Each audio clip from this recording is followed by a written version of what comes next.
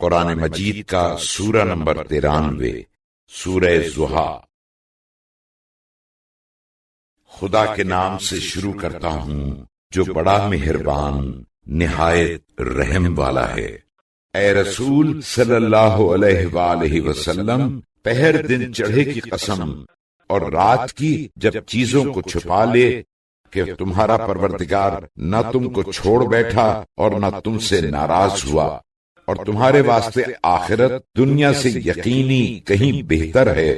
اور تمہارا پروردگار ان قریب اس قدر عطا کرے گا کہ تم خوش ہو جاؤ۔ کیا اس نے تمہیں یتیم پا کر پناہ نہ دی